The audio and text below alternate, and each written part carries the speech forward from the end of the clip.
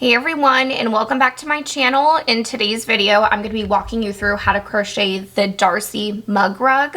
This is a great pattern for beginners, and this is also a great pattern if you need any last minute items for any summer or spring markets. They take about 45 minutes to work up one, so you could work up all four and make it a 4-pack in less than 2 hours, which is great, especially when you're in a time crunch. So if you would like to crochet this mug rug with me, then please keep watching.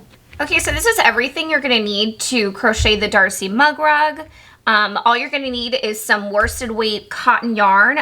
This is probably one of my favorites, is Lion Brand Re-Up. It's recycled cotton, so all of the materials used in this cotton yarn are recycled, which is great for the environment. A 5mm crochet hook, some kind of scissors or snippers, and a yarn needle just to weave in your ends at the end. Also to trim your fringe at the end if you choose to have a fringe on your mug rug. It'll probably be easier to trim if you had some bigger scissors, so just keep that in mind once we get towards the end. With that being said, let's go ahead and get started. Okay, and before we get started, I just wanted to remind everyone, if you have not followed one of my tutorials before, I will have the pattern linked in the description box below for anyone who would rather follow a written pattern once we work through this. I do have a free pattern on my blog, but I also have a printable version of this pattern available in my Etsy and Ravelry shops that I will go ahead and link in the description box for you. And also, to make it a little bit easier, I will be listing each row that we're working on somewhere on the screen. So it's a little bit easier to follow. So if you have to pause the video and come back just to work up a row, it'll be easier for you to follow. And as always, I'm going to have my pattern on the side to reference because I cannot remember anything. I actually pretty much have this one remembered, but I don't want to be that dummy who forgets her pattern in the middle of a video. So I just wanted to keep it on the side just in case for reference, but let's go ahead and get started. So we're going to take our 4mm cotton yarn, and I always just use cotton yarn when working up mug rugs or coasters because it soaks up moisture really well and it makes the mug rug a lot more functional. So let's go ahead and get started. So to start this mug rug, we're going to be chaining 16. 1, 2, 3, 4, 5, 6, 7, 8, 9, 10, 11, 12, 13, 14, 15, 16. All right, in row 1, we are going to be working single crochets along the foundation chain. So to begin, we're going to be placing a single crochet in the second chain from the hook and then in each chain across. For me personally, I always like to place my beginning row in the back humps of the chain. I feel like it gives a really nice edge, especially when you are going to be placing fringe into the foundation chain near the end. I just find it's a little bit easier to find, but you are more than welcome to work this first row however you like, whatever makes you comfortable. So again, I'm just working single crochets in each chain across, and you're making sure you have 15 single crochet at the end of this row. If I can get them in.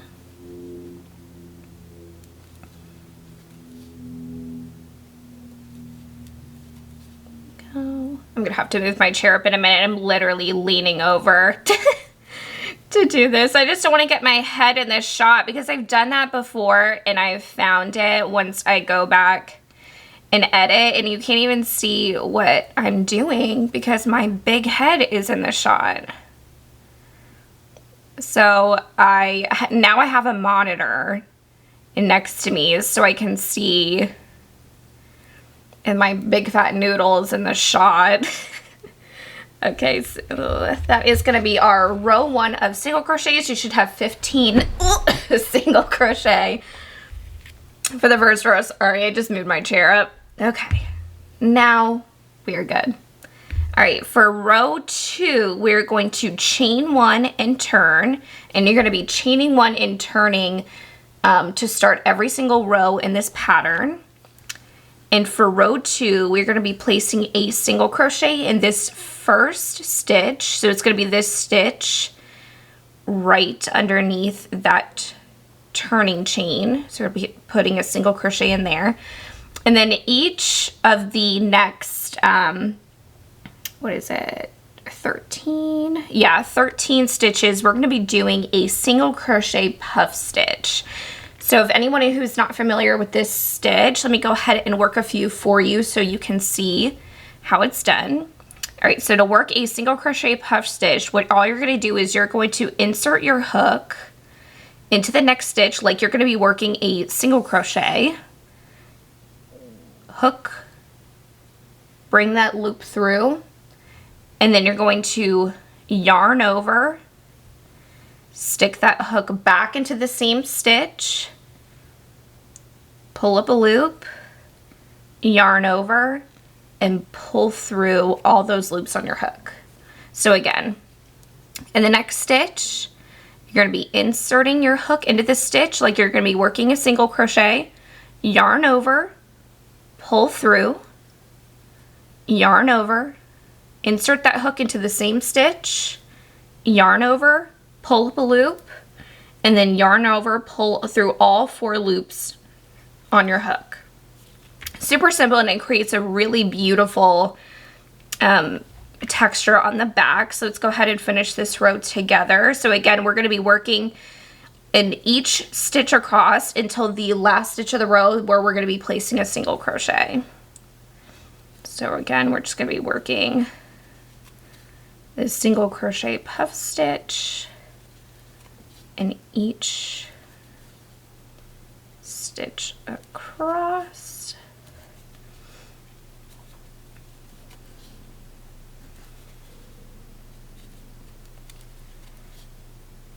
I really love this stitch because again, it gives such a beautiful texture without being a total yarn eater like the popcorn stitch or the bobble stitch, even though they're still such fun stitches to do because it gives such a fun bubble texture towards the end. But again, they just take up so much yarn. So much. All right, so we've got 3 more stitches to go. 2, 1. Oops.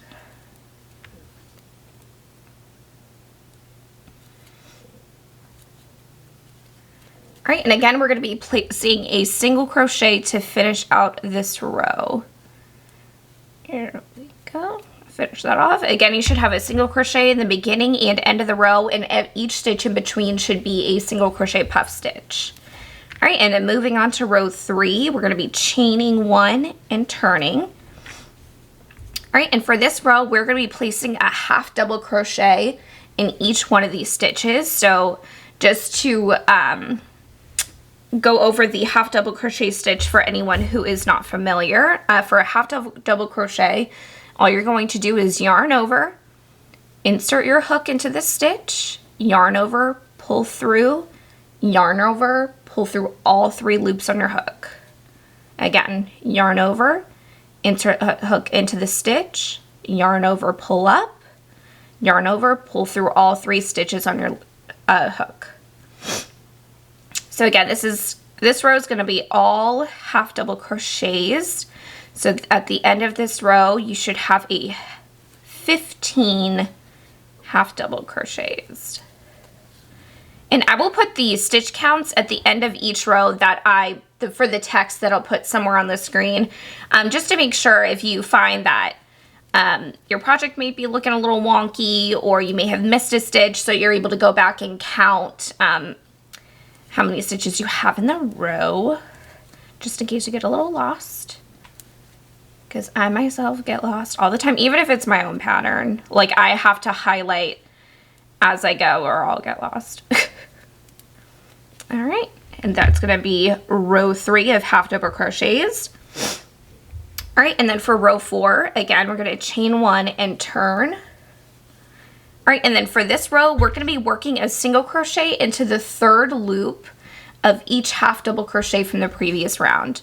So for this in particular, I actually like to work a single crochet in the first and the last stitch just to keep the edges nice and straight.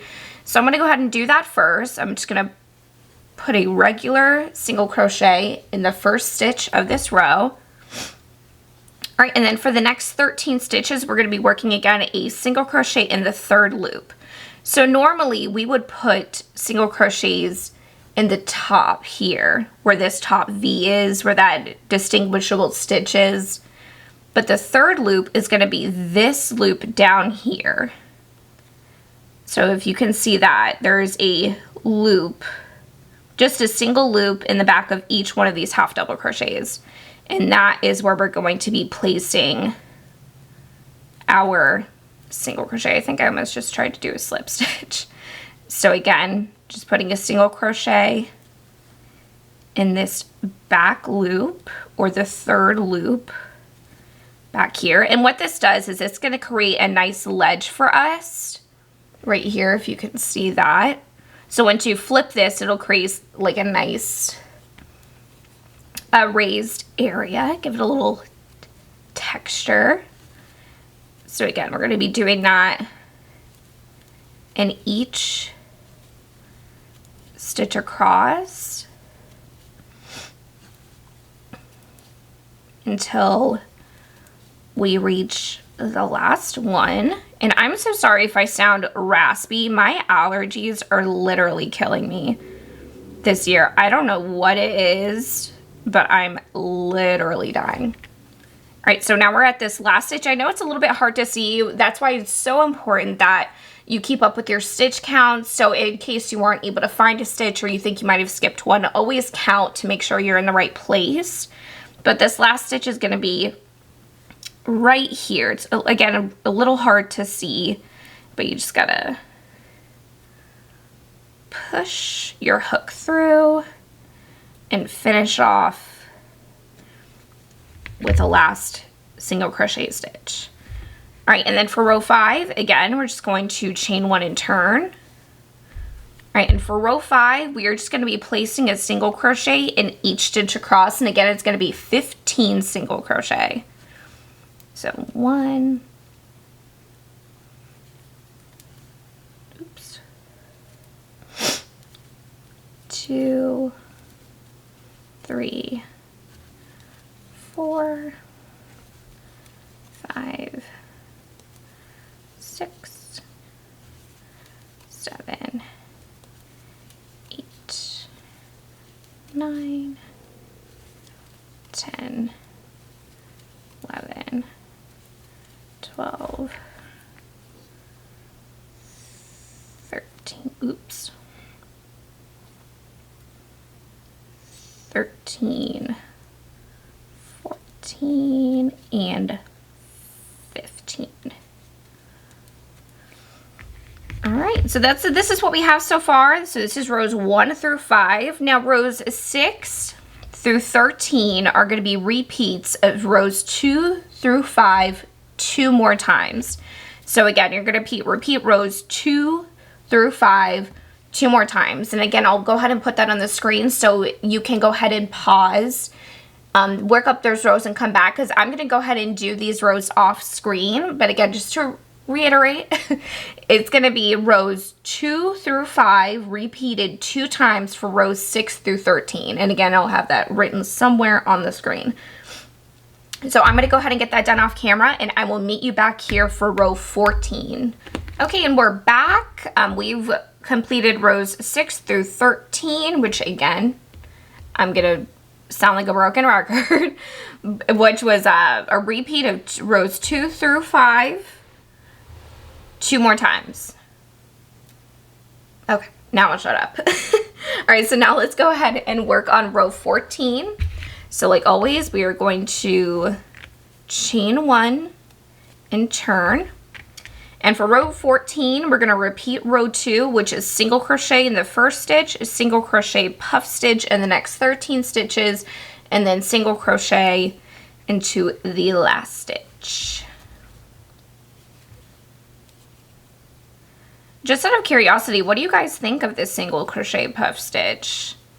When I first discovered it, I literally used it for every single pattern that I could, because I was just perusing Pinterest one day looking for, you know, different stitches to try and use for different patterns just to give a little bit of a different texture, and I found this stitch. I was like, oh, that is so easy and it's so cute. So I gave it a try and loved it. And then I tried it with cotton yarn because I didn't think it would have the same effect with cotton yarn that it did with like an acrylic or a wool. And to my surprise, it looks super cute. So even if it looks difficult, any stitch, definitely give it a try. It's totally worth it. This is super easy. I love those stitches where you get such beautiful texture with such minimal effort, because I'm a lazy girl at heart. I can't help it. I like doing things the easy way instead of the hard way. I've always been like that. Call me lazy, that's okay.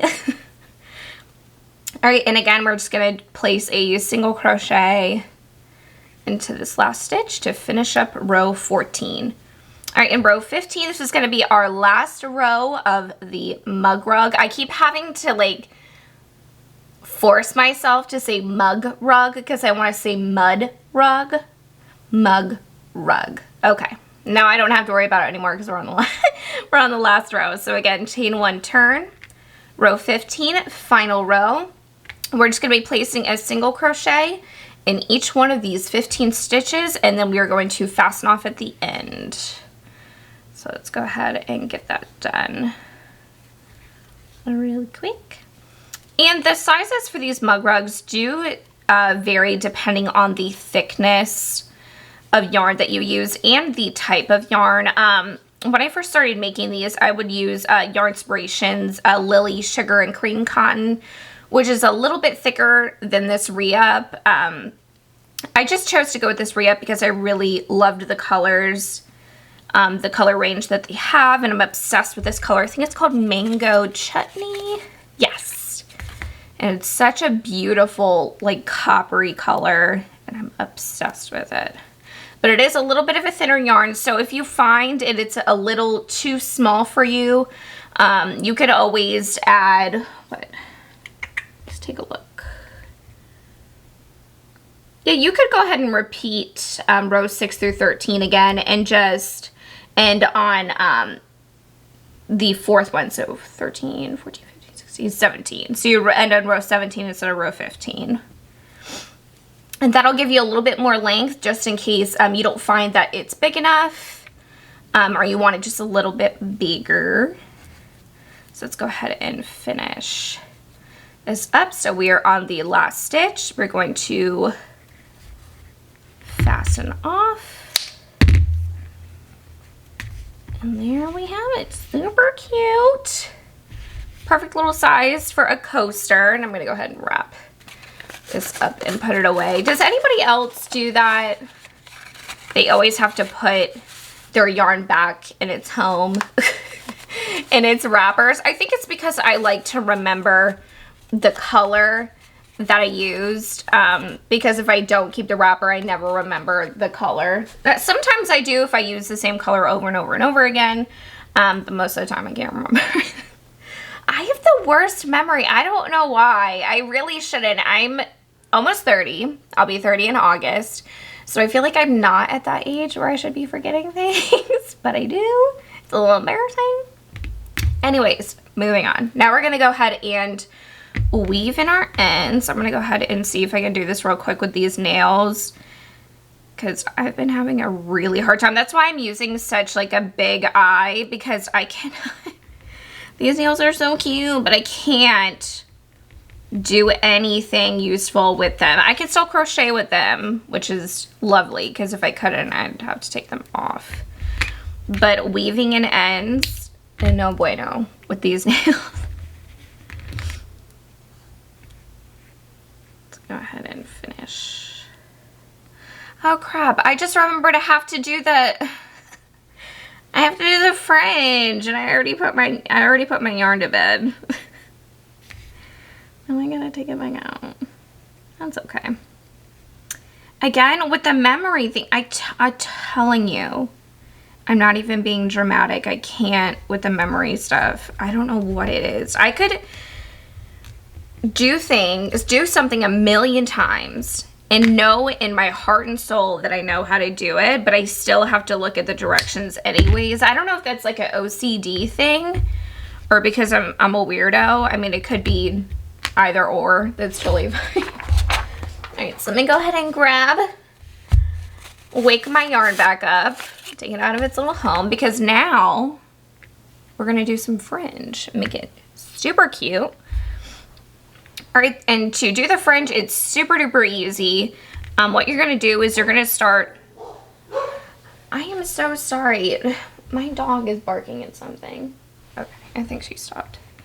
All right, so to do the fringe, all we're gonna do is push our crochet hook through that far left chain, and it doesn't matter which side you start on. One side is going to be that foundation chain, one side is going to be that last row we just did. So go ahead and push it through the far left stitch of whichever side you choose. Hi, my doggy just came upstairs. Who are you yelling at? What are you barking at? You okay? Okay. She was yelling at something else. So there's probably somebody walking their dog. All right, and to complete a fringe, you will need 3 strands of yarn, but I'm gonna cut 4. So I have a guide for the rest of the fringe that I'm gonna have to cut. All right, what you're gonna do is you're gonna take your fringe, fold it in half, equal parts, wrap it around your finger, and then you're going to wrap it around your crochet hook and pull it through that stitch about 2 inches, just long enough for you to be able to fold the ends through this loop. Go ahead and fold them through and pull to tighten. There you go. All right, and you're gonna repeat this step for every other stitch or chain, depending on which side you're working on.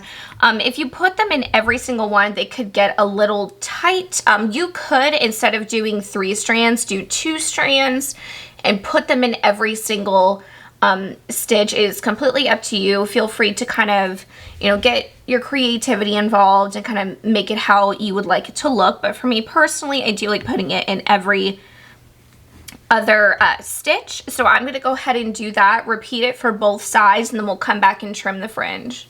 Okay, so I have finished attaching all of the fringe. Now I'm going to go ahead and show you how I trim it.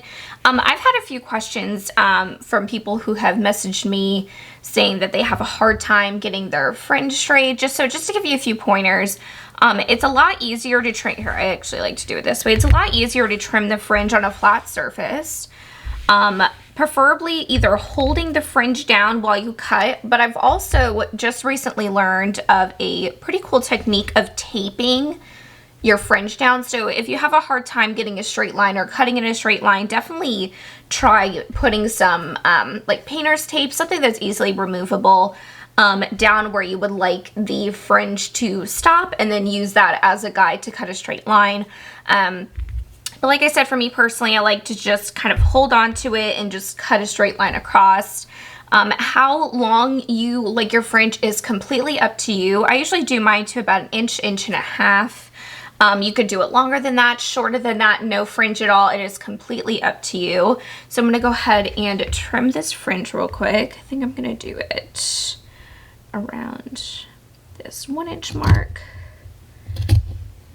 Just go straight across. There we go. And then we're gonna do it again on the other side, just making sure the fringe is nice and flat so you don't miss pieces. Okay. Just gonna hold it flat, kind of eyeball where I want it to be. That seems like a good spot right there. There we go. Super cute. I think I might have done it a little bit uneven. Hold on. And if you do end up having unevenness, it is totally fine. You just have to go back and kind of work with it. There we go.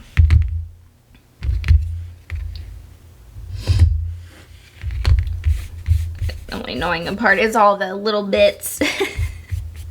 Especially with cotton yarn. I don't know if this is with anyone else, but I always get sneezy when I work with cotton yarn. It just tends to shed a little bit more than others. But yeah, that's gonna be it.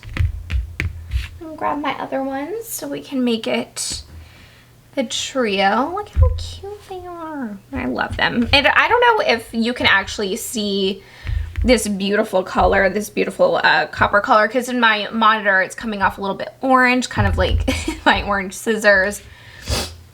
But it is such a beautiful color, and I highly suggest looking at the Lion Brand Re-Up line of cotton yarn. Again, it's all recycled materials, great for the environment, and the colors are stunning.